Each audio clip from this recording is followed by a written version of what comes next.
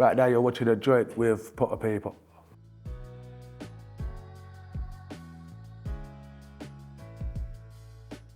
Yeah, probably. Maybe not the first, but like, yeah, probably the first time. It was like 10 or 11 and it was like the summertime. And my friend who was older than me, he had some weed. So we went on the field, like some grass, some field, sat on the grass, smoked it. I took like 3, 4 puffs. I didn't like cough, nothing like that. I took it in because before, like by then I was smoking cigarettes already, so I knew how to smoke. I did hell. If I was 11 in about a year, if I was 10 then very recently. Yeah, I whiteyed though. I was sick the first time. Like probably about 30 minutes later or something, I started spinning. Then I see, because like I said, we was on a field. So to get back to like my house was like 40-minute walk or something like that. So, I made it like 5 minutes on the field, and I got sick, but it was like the field was never ending. I was so high. It was like, I felt like I was walking forever. That's what I remember about it. At the first time, it wasn't like I smoked and I thought, oh, I love this. I just smoked and I thought, I got sick and shit, so I didn't like it. Yeah, I didn't like it at first, no. I kept doing it though, even though I didn't like it. Like, I don't know why I kept doing it, but I kept doing it. Probably when I was about 13, 14, I would say, is like when I started being able to like enjoy my smoking. You know what I mean? Like being able to handle it and not, because some people, like they get high, they think to themselves, oh, I'm so high, I can't function, I can't move, I'm paranoid, I'm laughing, I'm sick, I'm whatever the effect is for people. Yeah, so I think after about 3 years or something, I became numb to all them feelings, and then ever since then, the smoke train has been on a one-way track to success. Weed for me is like a balance in life. It's like, when you smoke, you feel like, fuck it. If it comes, if it goes, fuck it. So I feel like that's where I find my balance. Like if I haven't smoked, I'm gonna be thinking, like I'm gonna be overthinking or underthinking, who knows? But that one day I'm just gonna let it come and go. It's more like what I gave to the place in terms of like my freedom and stuff. Because from young, every time I would go to prison, come out, and I would just go straight back there to the same place, to the same thing, to the same people. And yeah, like before, like that was like 14 times of making the same mistake over and over and over. So when you realize your mistake now, it's like, I look back at it and I don't have a good feeling about it, because it's like, that's where I made the most mistakes in my whole life. So yeah, describe a normal day. Wake up, don't brush your teeth, hit the roads, sell some crack cocaine from morning till night, get a chicken and chips, get a bag of weed, chill in the flats, that's it, man. Hug the streets. The first thing I ever sold was weed.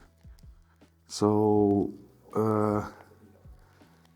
it was for someone else, not for myself. They paid me in hats. No New Era hat. There was an older guy on my estate. I used to always say to him, oh man, I like your hat, I like it. He used to say I was around same time, 11, 12, maybe 12. I just say to the guy, I like your hats, man, your hats are sick. And then he said to me, yeah, look, take this. He gave me 6 bags, 10 bags. He said, yeah, go out to sell this, bring it back.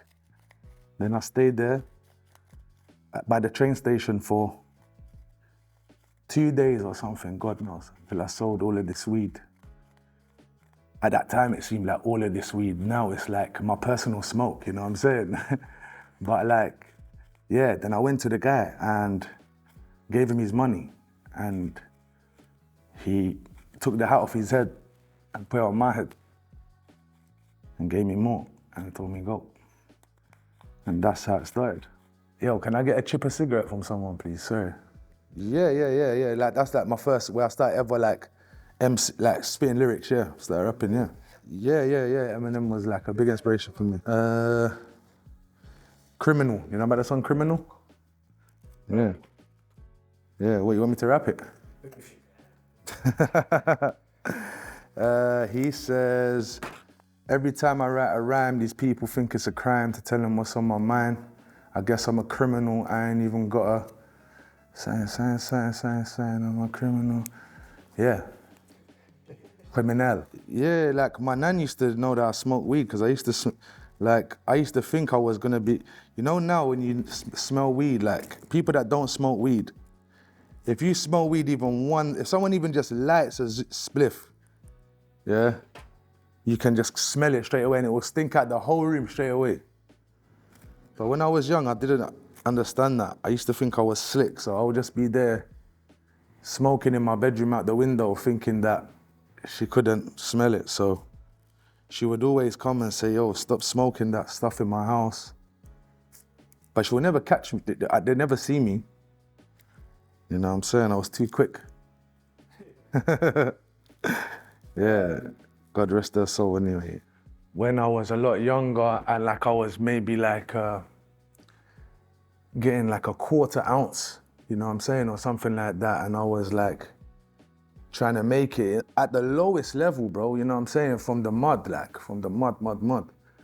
And like, I didn't have no big aspiration.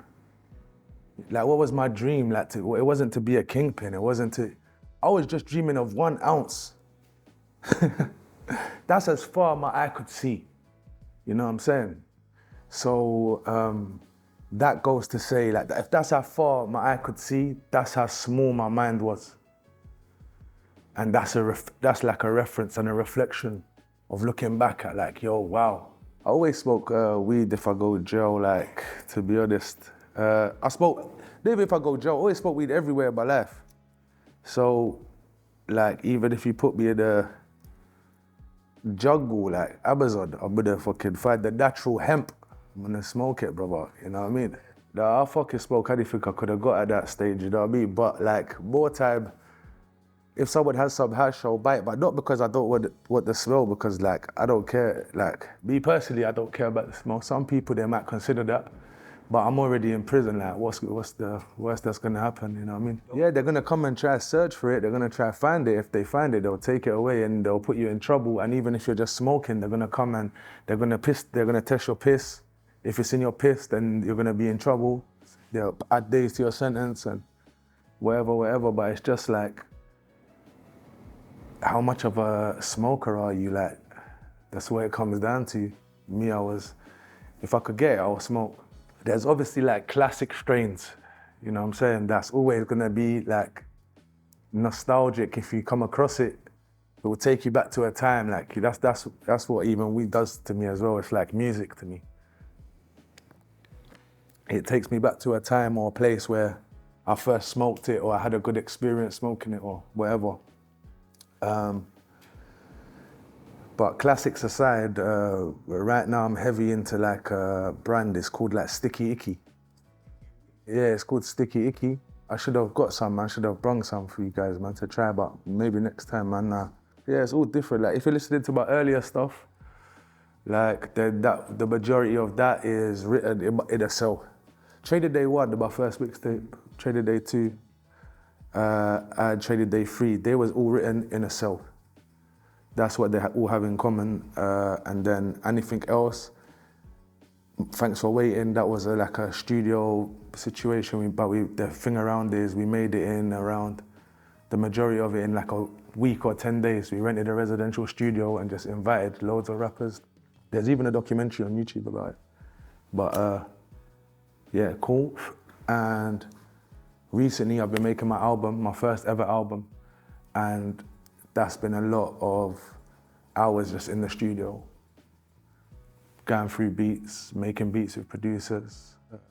No, whoa, no. Yeah, nah, that's more, yeah, that's like what I never, like, that's more about, I miss the days when I never had no money. Okay. You know, when I never had a spliff to blaze, like that's the only reason why I would never have had a spliff to blaze if I didn't have the money for it. And sometimes, you know, those are simpler times. I think I got the call from like my management or something. They hit me up like, yo, they wanna use it as the finale. I was like, yeah, go ahead, great, you know. And then I didn't preview it or nothing like that, so I just watched it from start to finish. And yeah, saw it for the first time there, like on the thing. And yeah, man, good stuff. My top 3 right now that what I'm watching right now is Godfather of Harlem. Obviously, Snowfall season 6 is out. Snowfall, and I just started watching Top Boy again because obviously I thought that it was coming out again recently, but that was like some fake news. I saw on Instagram that the new season's coming out on the 18th of March, but it wasn't. It was the 18th of March 2022 when that came out. Someone just put it there and fucking snaked me, man. You know what, Alchemist, I think maybe through my label or someone put him onto my music, and he DM'd me and stuff, like gave me his number and whatever, because he was in England, but he wasn't in London at the time. Mm-hmm. So I didn't get to catch him. Yeah, definitely gonna be working with the legend, like the Alchemist, if I get the chance. No, same thing, yeah, I haven't met him as well. At the time, when I signed to Def Jam, he was the president of Def Jam in America at the time, before he went to Death Row now. I think he just saw that they signed me, maybe he heard me, thought it was good, whatever. He voice note me, sent me voice note. I sent him one back and I was speaking in DMs. Why I say his voice note, because it's funny. Imagine to get a voice note from Snoop Dogg. Yo, fucking hell. But yeah, so God willing, you know, I'll get myself to America and, you know, I can maximize these relationships and opportunities, because Instagram's one thing, but me, I'm a real life guy. I don't, you know what I mean? I prefer in real life. Yo, it's hard. That's hard though. Fucking hell. You know, he's just a super cool guy. You get me? That's just the truth of it. Yeah, like, but any dealings that I've ever had with him, like personally, he's just mad cool. So, you know, maybe, yeah, they fucking with him a minute. You know what I'm saying? Yeah, he just shouted me, man. Big him up as well for that, man. Fucking hell. I'm gonna next time I see him, I'm gonna put my chain on him and I'm gonna get a picture like that. No, you know, but I just found out about one yesterday. Otto, what's his name, something? Yeah, Otto. You know what, a lot of these rappers are on drugs, yeah, like fucking hell, but not me, mate. I don't advocate for that, bro, you know, I just keep it straight ganja leaf. Yeah, man, stay off drugs, man. Kids, if you're watching this, man, don't do drugs. Yeah, I'll roll another one, no worries. Listen, is there any time for another chip? But yeah, I roll it with tobacco, bro. Yeah, I don't, especially like, the worse the weed is, the more tobacco I'll use. Yeah, I've smoked out tobacco all the time. If I got like a proper good strain of weed, and if the weed is 10-10, 10 out of 10 on the scale, then I have no problem just not using tobacco.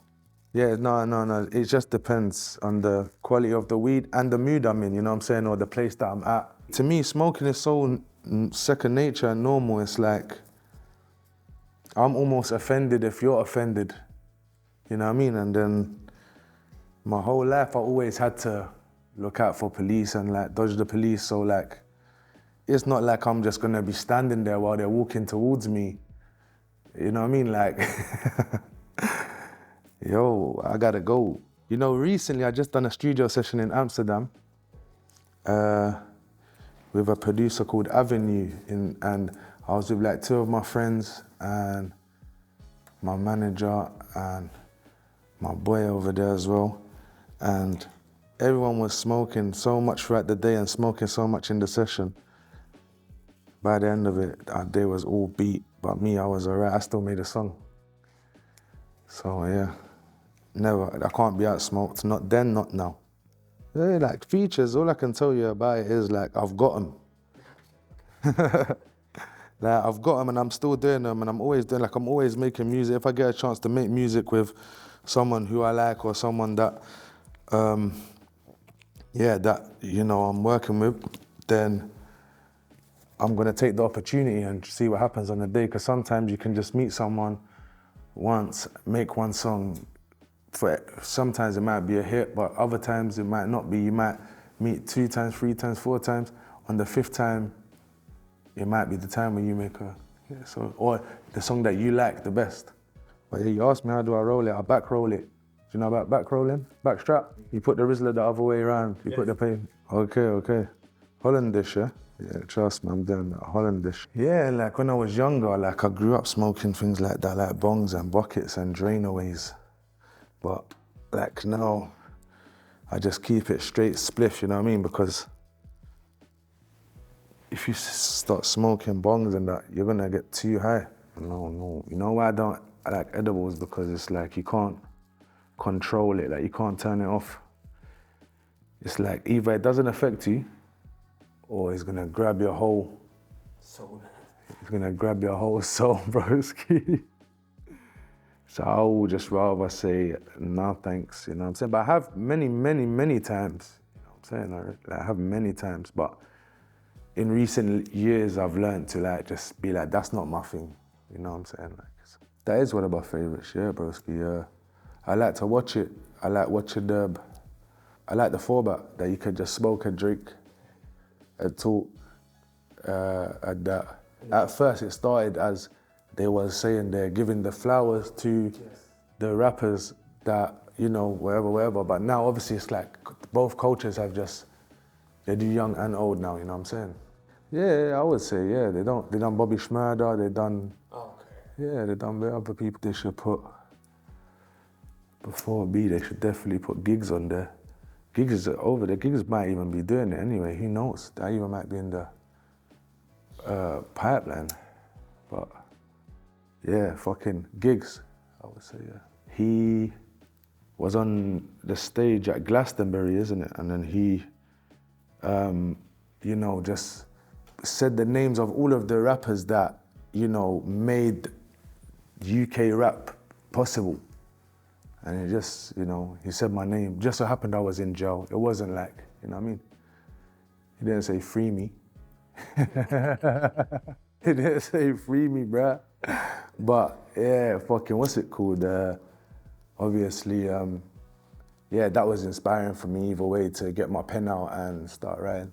Yeah. Been to Algeria when I was younger, a lot younger. I planned on going back in a few months. Maybe even this month, because Ramadan's coming, so. I wouldn't say I'm sitting here smoking weed and I am who I am, so I don't want to take that about back. But I believe in God, I follow my God, and I've got morals. I've got Islamic values. Yeah, you can't smoke, you can't smoke anywhere really, but yeah, you can get hash bro anywhere. Yeah, I don't know, I don't think it's like Dubai, said. But I don't know, I'm not trying to test the authorities, you know what I'm saying? So just let me pay my little change and keep it moving. Yeah, I have some words for them, but they definitely won't be my last. The words I got for you is my album, Real Back in Style, is coming. Set your reminders. Go and subscribe to my YouTube channel, Potter Payper. And obviously, if you follow all my social media and stuff like that, you won't miss a trick when the album comes. So yeah, thank you for having me. I'd like to give a last minute shout out to Royal Queen Seeds because apparently they make all of this possible. So yeah, thanks for the Rizzler and that, guys.